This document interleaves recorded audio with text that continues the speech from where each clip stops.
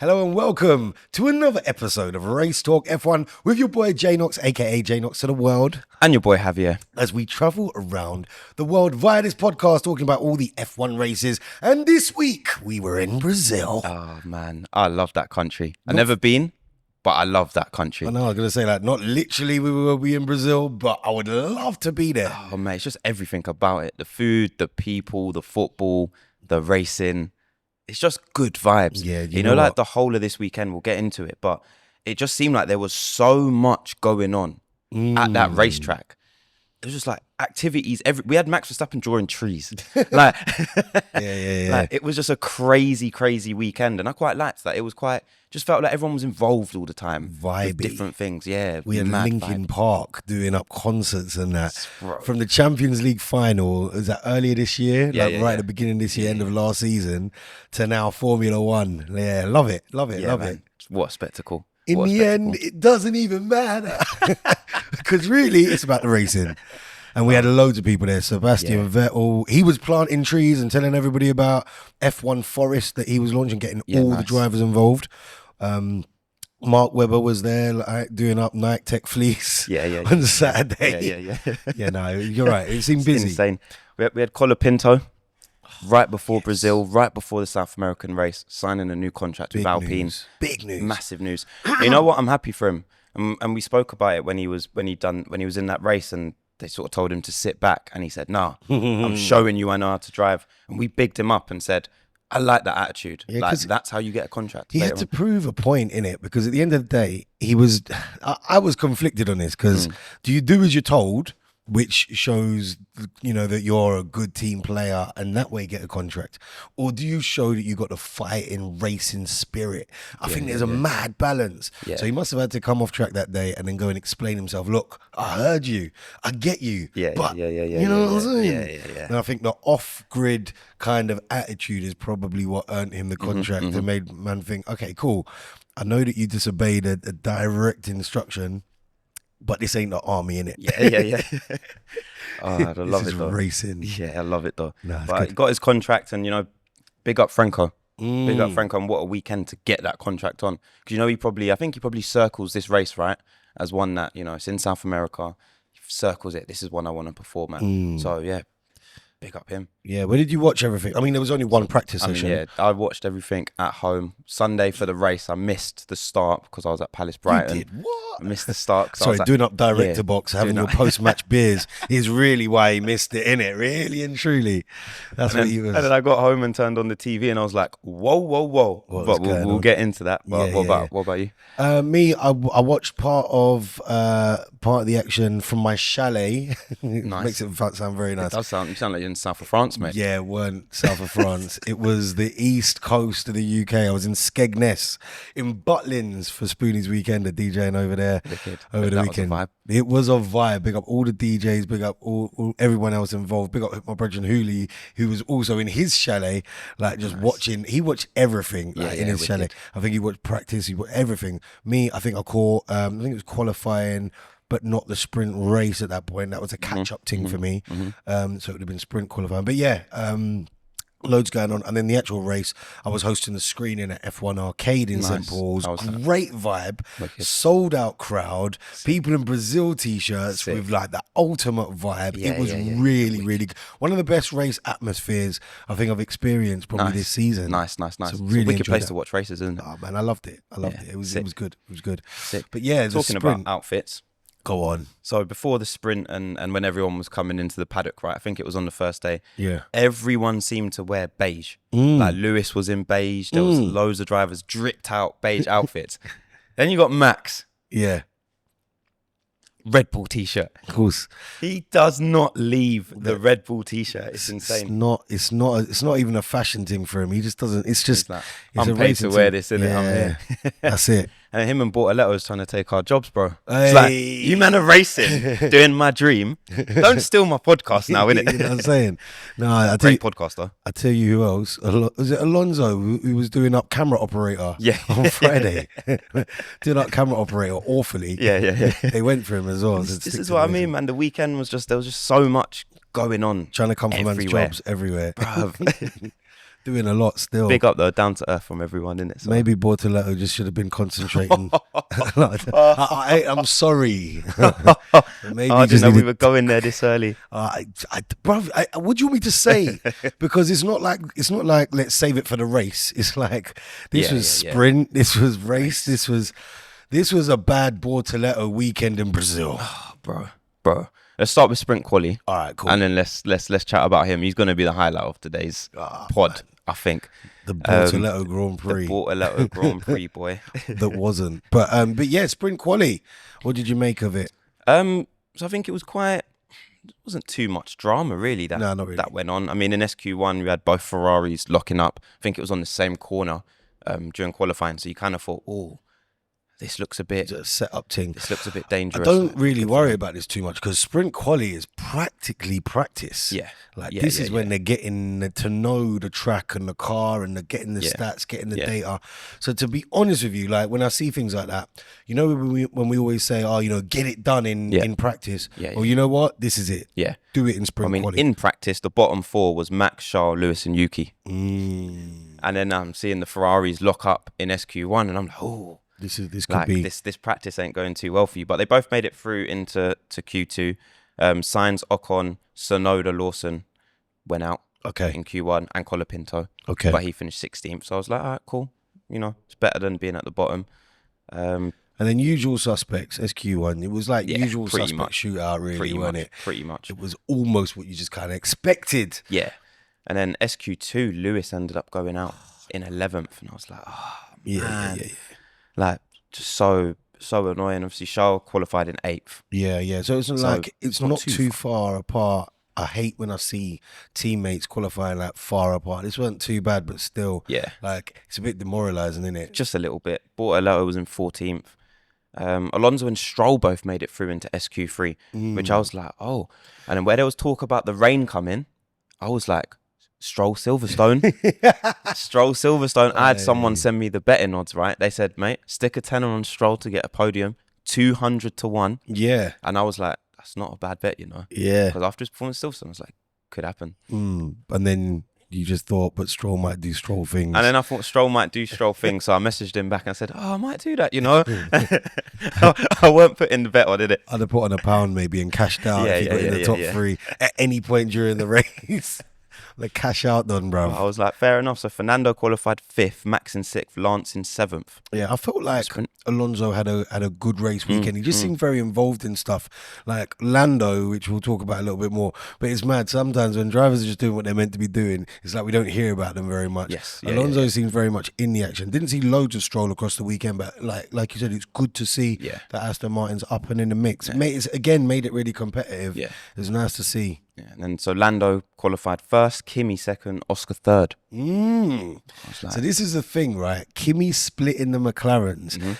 Outstanding performance from the Mercedes. But if you're going to expect a Mercedes to do really well, you kind of expect George and the experience to outdo Kimi. This is it, man. It didn't seem to be that the whole weekend. No, I mean, so Kimi went and done that photo shoot, if we want to call it that, before. Bro. This is wild, though. Which I'm not a big fan of, I'll be honest, personally. Like, I don't understand it. Gone to see Senna. Like the professional photos and the reading a book by like, press team, whoever, like Kimi's young, inexperienced, new to this thing. Like, what are you lot doing? I don't get it. I found it a bit weird. I think a lot of people found it a bit 2025, bro. Like, just like think. Yeah. You know what I'm saying? And that's on Mercedes though. But you know what though? Something worked, bro. He channeled whatever energy was there. He channeled it, bro, because splitting the McLarens and beating George. And I was like, I don't know if it's that or if it's just because Kimi's probably spent loads of time playing games and racing, and Brazil is so fun to race at, like on simulators and stuff. So I don't know whether he's just had so many hours at Brazil. I do think he's good at it. This is just like a sick track. I did like it. It reminded me a bit of like the Silverstones of the world with you know, where it's wider, like corners, like a lot of space for people to get really into it, opportunities to overtake, exposed corners to the elements, like no grandstands, no nothing in the way. Like you had like certain messages saying it was like turn 10 or turn 17 or so. I can't remember. Like it's particularly windy. I'm like, I like this. You know what I'm saying? As opposed to driving around a walled circuit. You know what I mean? Yeah, this is it. Yeah. But yeah, it was one of my favourite circuits. But yeah, Kimi seemed to take to it, and he raced this weekend. He did from sprint to race. We were saying it last week that he's back. He's really back. So now. that little blip was just that. It was just a blip. Yeah. Like, and it can happen, innit? Like, rookies can go through it. Big adults can go through it. Oscar's been going through this blip for a minute now, hasn't it? This is it. Or maybe the success was a blip. That's your boy, man. You can't talk about your boy like that. Honestly, I do. You know what I love about Oscar is every time you see him getting interviewed, he doesn't seem like someone who's going through a blip. He's just rides it, bro. He's just in it. It's like, boy, this is what it is. It was bad. It was what it was. Yeah, it's not been a great weekend, but he never seems rattled. No, he doesn't. This is why I think he's gonna come back and he's gonna come good, whether it's this season or not. Because right now it's looking to me very like Max could overtake him in the championship, and Oscar, who was leading the championship for the majority of the season, it looks like he could come third. Yeah, which you could say would be a mad bottling of his position, but he just seems mad cool. Like I just feel like even if it doesn't go for him this year, I do think like he'll be back. He's too cool. Yeah. Like Bortoletto was in tears this weekend, which I fully understand because what an awful weekend, which we'll come back to. But I feel like if Oscar had the weekend that Bortoletto had just had at in Australia at his home Grand Prix, you just wouldn't get that kind of emotion from him. He doesn't seem like, I feel like the people where you see emotion is Bortoletto. It is Kimi is a person who I think you see that emotion. Was Lando. Lando, very, very honest guys. Hadjar, I think Hadjar's got the coolness and the ice in his veins enough to be able to do this thing, but you see the emotion from him. Oscar is very Max-like. Yeah. Like very clinical, very just like transactional with the whole thing. Like doesn't even care about doing the interviews too much. Doesn't care if you're Sky, BBC Channel 4 or like Race Talk F1 podcast. I feel like you get the same energy. Yeah, it's true. No, it's true. Yeah. But yeah, that's my opinion on them lot. But sprint, crazy. Yeah, so into the race. Action all the way Clean start for all the front runners, which is nice. We think we've been getting more of that, but the last couple of weeks we've been seeing some McLaren action, some Pyrals. So it was a difference, to everyone to get away clean. Max overtook Alonso at the start, which is super important for a race. You do not want to be behind Alonso, because that man just holds up DRS trains, boy. You do not want to be behind Alonso. That man knows how to defend. The DRS train driver. That's what it is. Always. Bro, so he got past him, but then a bit further back, Behrman got spun around. Any guesses who? Stroll. No, that guy Lawson. Oh, that guy. That guy Lawson. Yeah. Oh, there you go. So when you said guess who, I'm like, is it Stroll doing Stroll things? Because that's the first. It's mad. That's the first thing that comes to my mind. But obviously, if it's not Stroll, that guy Lawson. It's about the only time I really saw Lawson, to be honest with you. Mate, yes, same. And then you know what so Ollie goes, that's typical Lawson. Over the radio. Lawson has got such a rep. Oh, he does, innit? He does. Do you reckon he's the most hated driver on the grid by other drivers? Yeah, I think he is. Because everybody's got that same opinion. There's no smoke without fire. Yeah, it's true. Do you think he's fazed by that? Do you think drivers get fazed by that? No one liking you on the grid? No, I think he's got this more similar quality to Max and who did I just say? Max Oscar. And Oscar. Yeah, I think he's got that quality about him where he just doesn't really care, unfazed, almost oblivious, which is almost more worrying because certain times he's oblivious of other drivers on the track, which is what makes him a hazard in the first place. No, like he needs more self-awareness, just a little bit. At least when Max is being ignorant, I think he's being ignorant on purpose. He's not actually ignorant; he's just ignoring. Whereas Liam Lawson, I feel like he's a bit ignorant. Like he just doesn't realise how bad he's been. Like and that makes him a liability. Liam, the liability Lawson. That guy, man. Big up Liam, bro. But I do think that is also part of the Red Bull recruitment as well. They look for that quality. And I hear it, yeah. there were Yeah, points yeah, where yeah, him yeah, and yeah. Hadjar this weekend, they did, the racing balls looked good all weekend. They didn't look great, not great enough to be real challenges to like the top runners and whatever, but they both looked quite competitive Yeah, they cars. And they both drove quite aggressively They as did, well. yeah. So, you know, racing balls, boy. But yeah, Liam Lawson spins Bearman. So what's your advice if anyone's out there trying to join racing balls? You got to come with some Arrogance, ignorance, and driving ability is what you need. Red Bull gives you wings. It's all of that, all of the above. Is this what Bearman got in trouble for? Because he got, I saw that he got given a 5-second penalty and a penalty point on his super license for driving or potentially driving in a manner deemed dangerous or something like that. I didn't know if this was what it was for. I don't think it was that.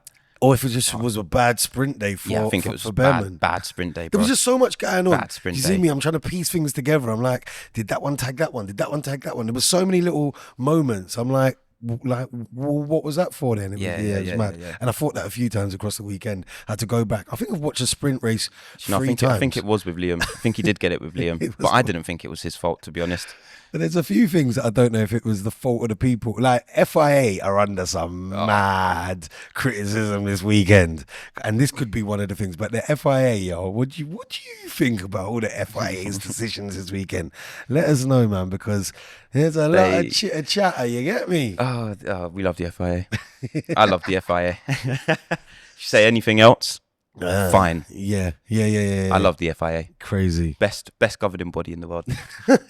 Listen, the sprint quite early on had some more drama than Lawson and Bearman having a little spin. Yeah. And man in the wall and that. Oh, bro. So first person. And I didn't actually expect it to be him this weekend and in the sprint. So Oscar, it's a bit wet. As you do, he clips the curb. I'm one of those people. If it's raining or it's wet, drive a little bit more careful. Stay off the curb, innit? These are racers, bro. These are racers.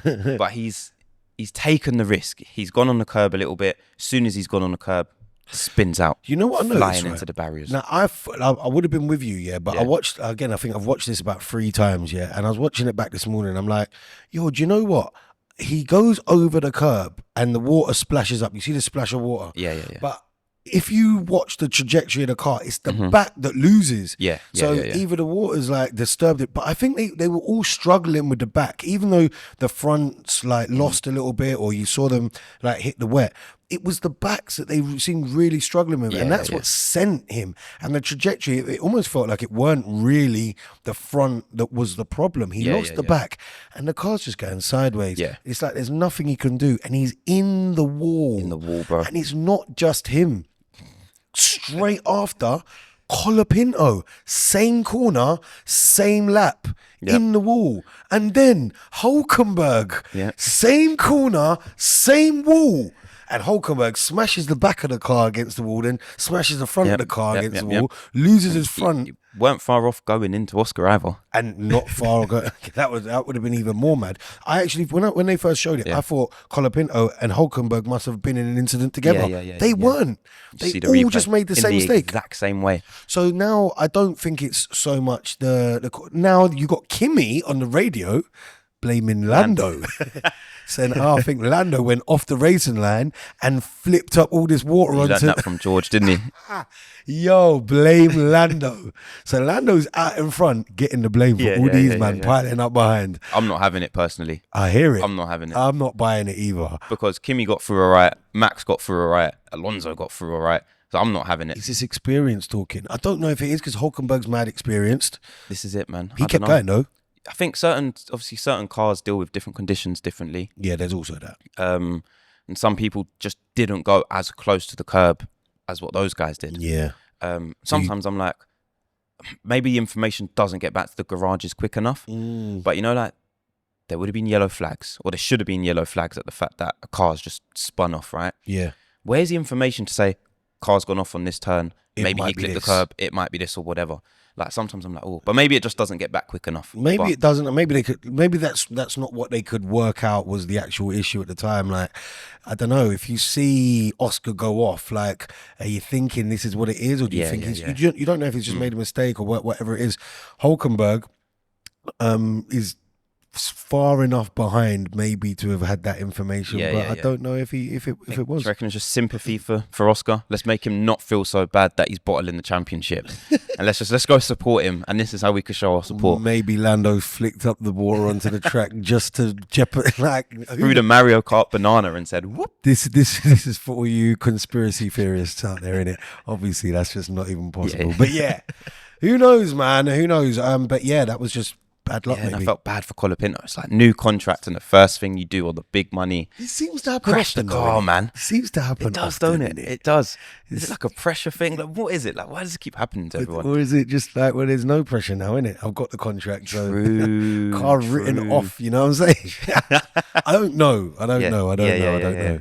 But costing the team big money. Yeah, they red flagged the session after that, didn't they? Yeah, they did. 3 cars off. I mean, like I said, Hulkenberg carried on, but at the same time, like he had no front. He had no front to his car. Yeah. So it was 3 cars off. Yes, red flagged the session. Everyone into the pits, and boy, they were telling Max. The radio messages to Max. Max is like, it's wet out there. They're like, oh, we've got some turn 1 recommendations for you, Max. Yeah, and he's like, bro, it's just wet. Like, yeah. You're going to tell me it's just wet. We've got these recommendations for you. Whether you take them or not is up to you, but we're going to tell you anyway. Is basically. I love their relationship, you know. I absolutely love their relationship. I found it hilarious because it's like, man, I don't want to tell you this because your attitude. I'm going to tell you anyway. So if you mess up, it ain't on me. It's basically what I heard in that message. Pretty much. Like, I'm protecting my back. I almost want you to want something to happen, so I can say, I told you so, innit? Like, it almost felt like that. Yeah. I don't like that energy. Okay, I can't stand that energy. I wouldn't stand it if I was working in it. Bro, but I think them two know what works for them, right? Like, their relationship is blessed. But don't talk to me on the phone like that, bro. Like, mind your mouth, bro. I'll be driving. I'll be like, what's your tone, bro? Who are you talking to? Nah, you can't talk to me on the phone like that. That's mad, bro. They got 4 championships together, man. I hear it. They obviously works for them, innit? And it's like, some relationships go like that, innit? Like some couples are like that, innit? Yeah. Some can do the mad arguing thing and get on with it. I can't do that, bro. You can't. I can't do the arguing thing, bro. I can't do the talk to me in that kind of tone thing. It ends up, bro, I end up writing off the car. But it works for them, like you said. It works for them. So then you had the mechanics all out changing Hulk's car in the pit lane. Yeah. Whilst everyone was waiting for the session to come back on. And I was like, there are toolboxes out everywhere, bare screwdrivers. I was like, you know what I mean? I was like, credit to them. Credit to them. They got the car working. He managed to continue racing. And then we had a rolling start. Yeah. What did you think of this? Your face says it all, yo. Protecting Lando again. Is this what he reckons? Protecting Lando again. Out there with the conspiracy theorists. Why was it a rolling start? Why? Right. Like, I need someone out there to give me the technical, actual answer for why this was a rolling start. Because FIA, can you tell us? For me, this made no sense. Really? No sense. I don't understand. Okay. So yeah, that's conspiracies out there, bro. I don't even want to talk too much. Bro, I got nothing. I got nothing to say about it. All I can say is that restart was like, Lando had a few restart opportunities this weekend, didn't it? So on the restart now, you had like George versus Kimi. The Mercedes were going at it with each other. They were. You had Max versus Alonso. Now you said how important it was to get past Alonso like earlier. Now Max is having to do it again. Yeah, his restart was horrible. It was horrible. Weren't start. Ideal. And that's very unlike him to have horrible restarts. He's the best on the grid at restarts. Horrible. And Alonso was side to side with him. And I was like, if you get behind Alonso, there's no hope, mate. It's curtains for you. Which is why I enjoyed this kind of like drama to it. Then you had Max, Lewis and Leclerc going at it as well. So the 2 Mercedes going at it, the 2 Ferraris going at it. For me, this was just good racing. Yes. Like, if you're just watching That's what we're here for, innit? Yeah, it's good. It's good. Like more restarts then, innit? Yeah. More red flags, more restarts. No, I'm going to get them grid restarts. I'm seeing more crashes, bro. I love it. Not with rolling starts. No. Yeah. But it was interesting. Yeah. It was good. It was good battles. And then that was it pretty much. It was straightforward. Kimi towards the end was close to an overtake on Norris. Norris had some bad tyre graining on the back tyres, but Kimi just couldn't get it done. Norris was too fast, maybe a bit too experienced. Probably. Yeah, I was just about to say that. I think it's a combination of the two. Obviously, McLaren's car, one of the best there ever was. Norris is a good driver. Like, you cannot say he's not a good driver. Do you know what I mean? No one did, bro. No, some people say he's going to be the worst champion that there ever was and stuff like that. I don't buy but it. I don't think you can say he's a bad driver because he's clearly not. No, he's sick. He's just like earlier on, we've just always seen he's had a mistake in him. Yeah. That's what it is. Yeah. But we've seen this with some of the greatest sports people ever, like the greatest tennis players, the greatest footballers. Like we've seen like greats in everything have like a mistake in them, and that's just how it is. But it's like his personality as well. It's just very honest. Yeah, and I don't even remember any other races, bro. Because all I've seen is Max and Lewis win championships. So you're telling me to go back 15 years to remind myself of, oh, is Lando better than whoever won it 15 years ago? It's a long time, bro. We've been spoiled with having the GOATs race for us the last 20 years. So it's like, no, he's just good. Lando's a good driver. He's a good driver, man, and he drove flawlessly, to be honest, the whole weekend, which is like, we've only really talked about George Russell as doing that pretty much. And in the same way, like we always say, George gets like minimal coverage because he just drives flawlessly, does his job, plays his position. And Lando, like as much as like through the sprint and through the race itself, I barely saw him because he was just out doing league of his own. Out doing his thing, and he did it well, man. But in the meantime, the people that we did see were the likes of the people that going back like at it with each other. Yeah, Alonso, Leclerc, Max. And Alonso finished this P6. Yeah, he did. He finished P6. He had Charles in P5. After the race, Charles was saying there's an issue with both the Ferraris. He goes, I don't know what's wrong, but we can't seem to fix it. Ferrari, I don't know, bro. Yeah. It's nothing new, is it? Because they don't look not competitive. This is the thing. They're not awful. They're not. I mean, they finished 5th and 7th, right? But they're just not good enough. And they're just not good and enough. It could have been 5th and 6th, but Bortoletto's crash at the end meant a yellow flag, which meant that Lewis couldn't attack Alonso. Yeah. That's why Lewis finished P7. I think he would have got Alonso, but the yellow flag meant that the last lap he couldn't obviously overtake. Let's talk about the crash then. So all right. Bortoletto, he's going down the main straight. I don't remember who he was going to overtake, but Bortoletto's going down the main straight. DRS is open. He's done a lunge onto the inside to overtake him at turn 1. Loses the car completely. Smashes into the near side wall. After smashing into the near side wall, the car then goes mid-air across the track. It's like it jumps backwards. Across the entire track. And straight smash into the other barriers. So bad. I don't know if you've seen it on Twitter. There's views of people recording it on their phones from the grandstand. Mate. It's like the whole thing like shakes, and it's like people are walking and they're just like, what are those barriers made of, bro?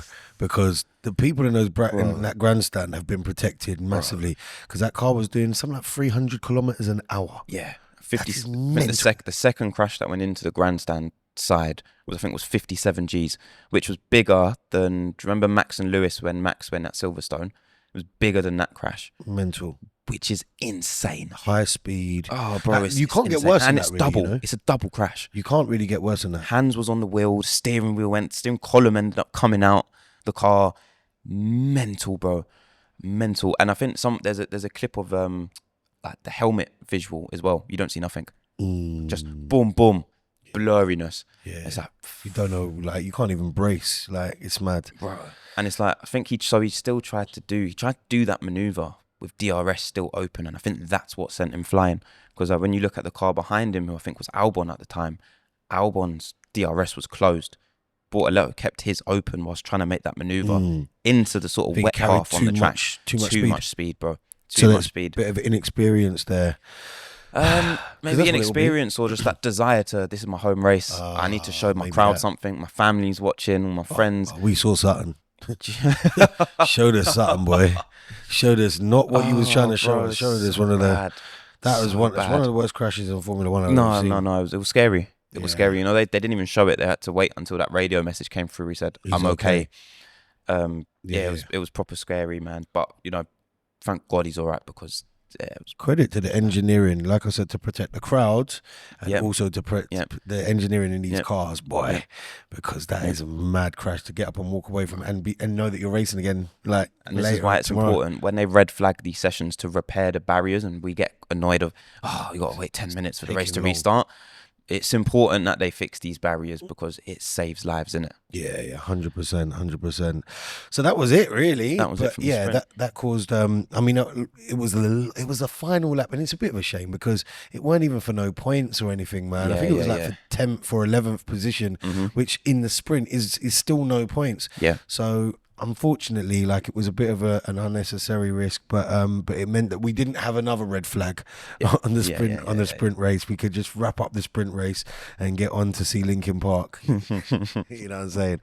And then it was on to it was qualifying, race quali for race quali. Boy, oh mate, where do we start? I mean, there's only one place for me to start on this one. Max, go on. See Max doing his first lap and his Red Bull's just snapping on entries. Into all these corners, bare snapping, bare sliding. Weren't happy with his car very much of the weekend to this point. Straight away, bro. He's like, car's messed up, and you got Red Bull on the radio.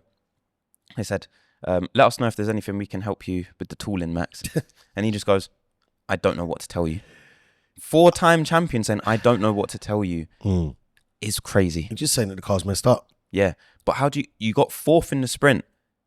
And now your car's broken for race qualifying. This is what's interesting, but the sprint often doesn't seem to like translate to the race in the way that I would have expected. Like we've seen Lewis win when Lewis won a sprint race. I was like, boom, here we go. In the race, he was nowhere to be seen. I think they said something like since 2024, there's been like 10 sprint races.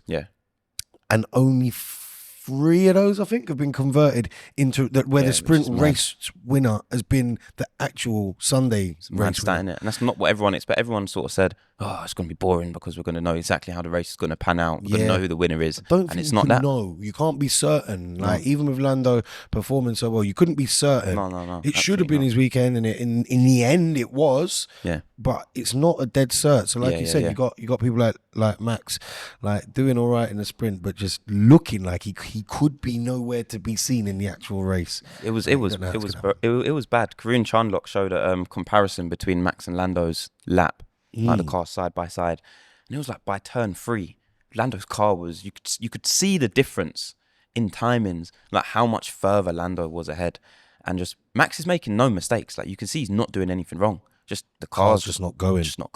So you expected maybe them to need a massive change. Yes. And that's what they did. The Red Bulls must have been on deck that night. So they changed the entire car, basically, right? I think they changed the suspension. So apparently Yuki had been complaining about the suspension from previously and said, "Oh, there's something wrong with this." No one listened to him. And then Max says it. New everything. New suspension, new engine. Yeah, everything new everything. So that's why Max started this race from the pit lane, because obviously he had all of that done, and so it was always going to be a big race for him, or a big challenge for him to come from the pit lane. But we've seen this before, though. We have.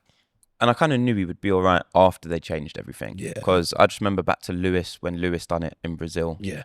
What was it, 3-4 years ago? 2021. Yeah. And he just stormed through the field. Yeah. Like it was different. Because it's a track. This comes back to the track. Yeah. It's a track you can race on. Yeah. If this was like Monaco or something, you couldn't do this. Even Vegas, like you couldn't. Yeah. No. You couldn't do this. So this goes back to what I was saying. Red Bull are one of the only teams. It's Red Bull and Haas, who I said, who are still throwing a lot at this season. Yeah. Which I'm a bit worried for them for next season. Yeah. I think where everyone's concentrating on that. But Yeah. But Red Bull are throwing everything at this season, the money, the everything, the energy, the attention. And I think it's the right thing to do. Yeah. And so they took this risk and boom.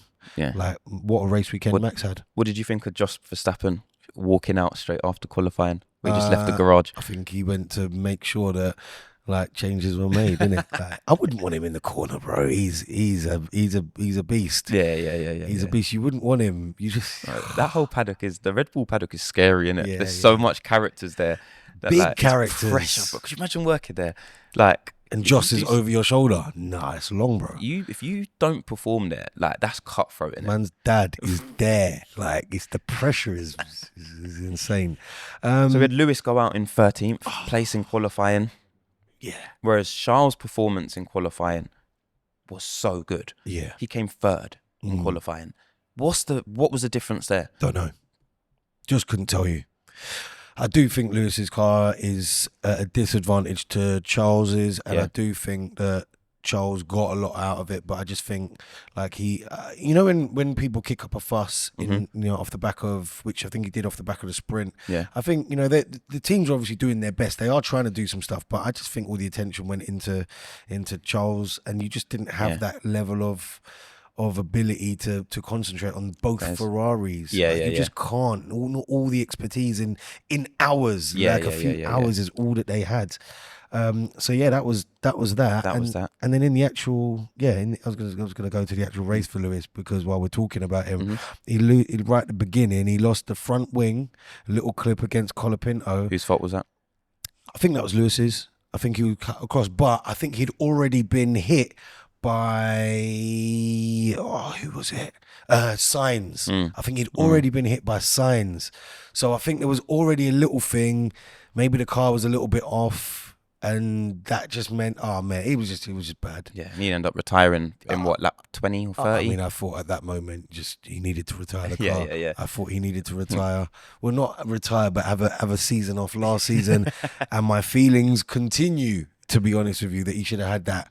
Yeah, he just needed to come out the race, really. It weren't helping no one. It was long, bro. Yeah, it was just not a good weekend and for him. it doesn't feel like, in this car, it doesn't feel like it's worth keep driving because you might get a point. Yeah, no. It just doesn't feel like it.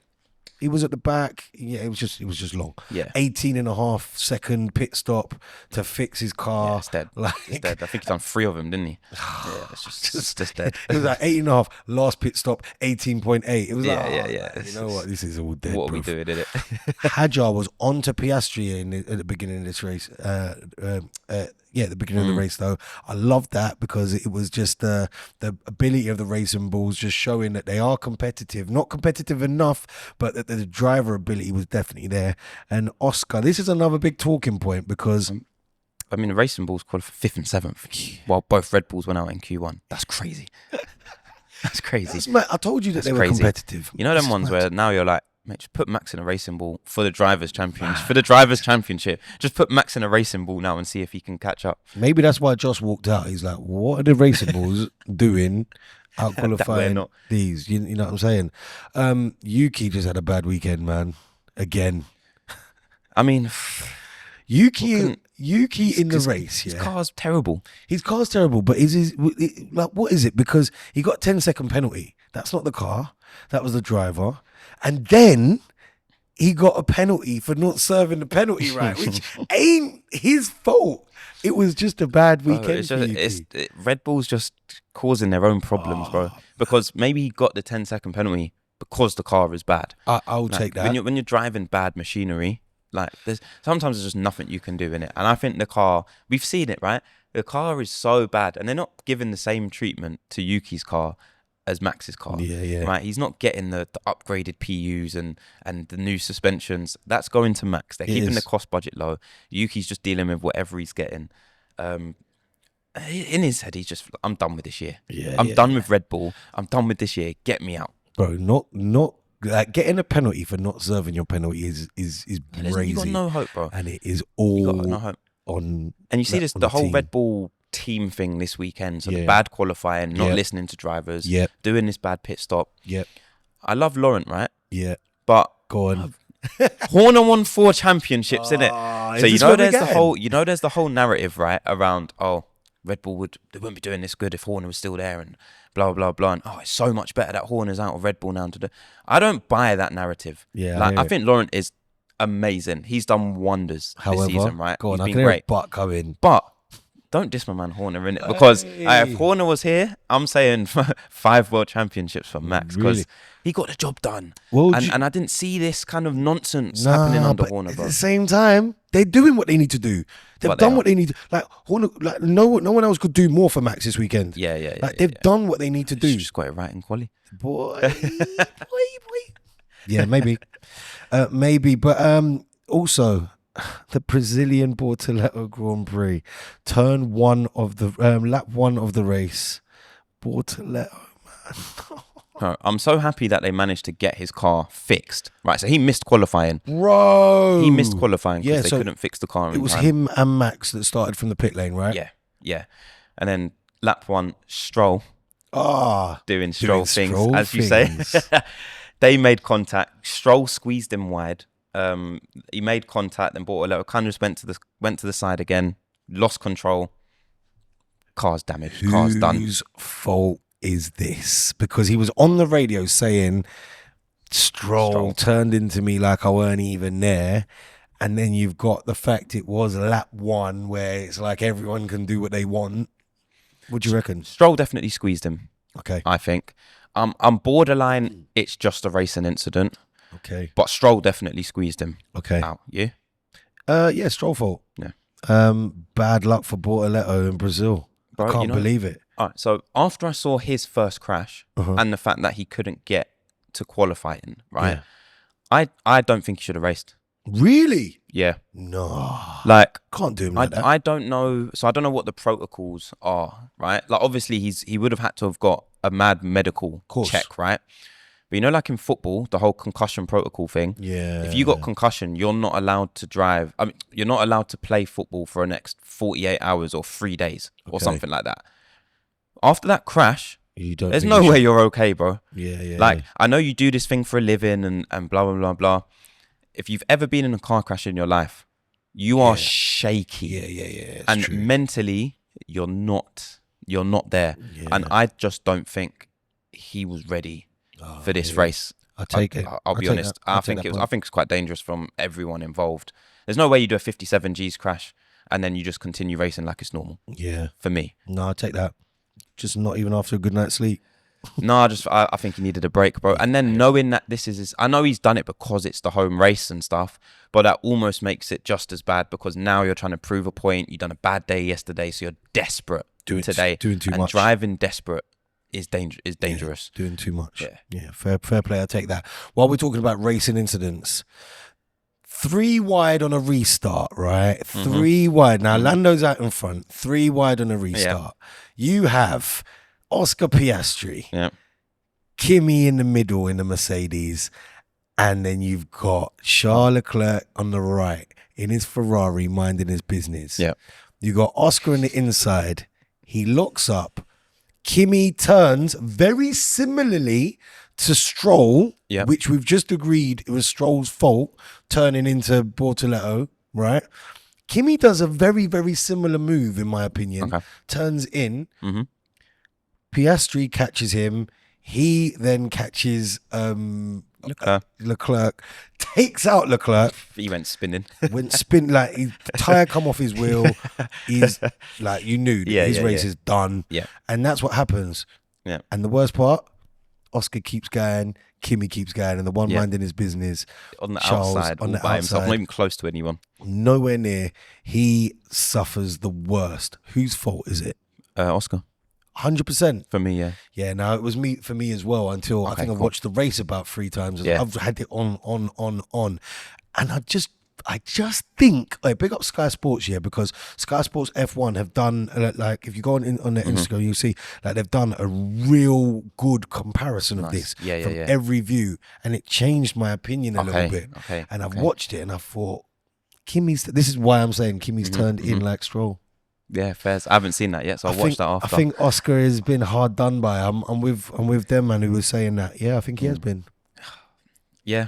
Tough one. I'll see it and I'll let you know, right? Tough one. But it's just Piastri, bad weekend, isn't it? It is.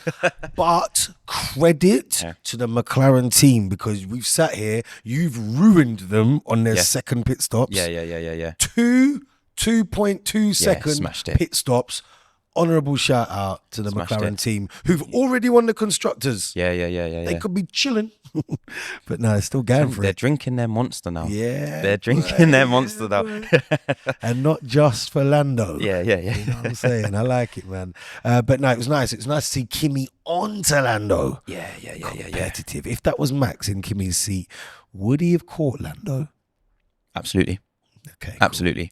Cool. So Lando's got the advantage of Kimi's rookie-ship. Yeah. He's the fact that he's his first like season doing this at this level. I think even at the last lap, Kimi made a little mistake, went too wide midway through that sort of last lap, and that was the end of it. Yeah. I think anyone else, they might have just got it done. But then it is kind of a discredit to Lando because Lando's in a class of his own this weekend. I know Max got driver of the day for going from the pit lane to third, but Lando was untouched. He didn't have to even get out of second gear, really, did he? I hear it. Talking about being in gears, I think Ayrton Senna historically got stuck. His gearbox broke and he got stuck in sixth gear. Could only use sixth on this circuit. That's what mad. a mad thing. That's mad. And That's still mad. done the business. Did he win that race? Yeah. Mad. Yeah, That's mad. That's the legendary That's mad. thing about mad. Senna on this circuit previously. The other moment that I saw that I enjoyed was watching Max and Lewis at it again. This time for 15th and 16th place. They went at it a couple of times. It was all clean. It was early in the race. Max remembered how to race this time. Yeah, and Lewis retired his car after this. Yeah. I think after he got passed by Max, said, I'm not playing anymore. Both drivers with Brazilian citizenships Hey! DNF'd this weekend. Mental. Crazy. Lewis has got an honorary Brazilian I was citizenship. just about to say it's an honorary one, isn't it?